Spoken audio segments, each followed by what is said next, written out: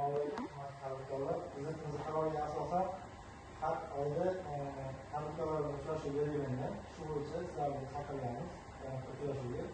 Kimda nima masala, muammo, takliflar bo'lsa, bemalol aytsanglar, shularni masalan bizda hal bo'ladigan muammolar, takliflar bo'lgan bizda yoki boshqa qanaqadir tashkilotlarga tegishli muammolar, takliflar bo'lgan bo'lsa, ularga nima qilib, ijobiy hal qilamiz. Kimda nima muammo, masala, takliflar bor, bemalol masalan aytsanglar, hal qilamiz. Men Maturayev Musaybek chorvachilik yo'nalishida kredit olmoqchi edim. Bizning kreditdan olmoqchi edim. Shunga yordam bersanglar. Chorvachilik yo'nalishida siz chorvachilik yo'nalishida 112 qarorga asosan nazar beramiz. Faqat yaxlatingiz yoki imtiyozingizga bo'lishi kerak.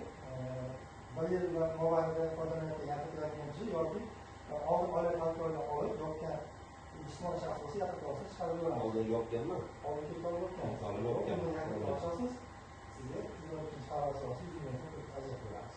Hujjatlar faqat 3 dan chiqmaydi, qo'lingizga ajratib beramiz. Yaxshi, tushunaman. Yana kimda masala muammo bor?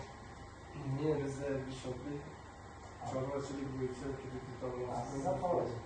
Chorvachilik bo'yicha. Sizlar oldin olib yopganmisiz yoki tadbirkorligingiz bormi? Foydalanyapsizmi? Yo'q, oldin boshqa bo'yicha yurtdim. Ha, oldin kirib olib yopgansiz. Yo'q, bo'lmasa sizlar tadbirkorlik yaxlit olasiz o'z nomingizga. 312 qarorga asosan borib o'rganamiz. Joyingizni haqiqatda chorva boqishga sharoit bo'lsa, xonangiz yaxshi bo'lsa, sizga ham 100 ming so'm ajratib beramiz. Hujjatlarni taqdim qilsangiz 3 so'm tekisda ajratib beramiz. Boshqa hech kimning hech qanaqa muammo masalalari yo'qmi? Muammolar bo'lsa rahmat, e'tiborlaringiz uchun sog' bo'ling.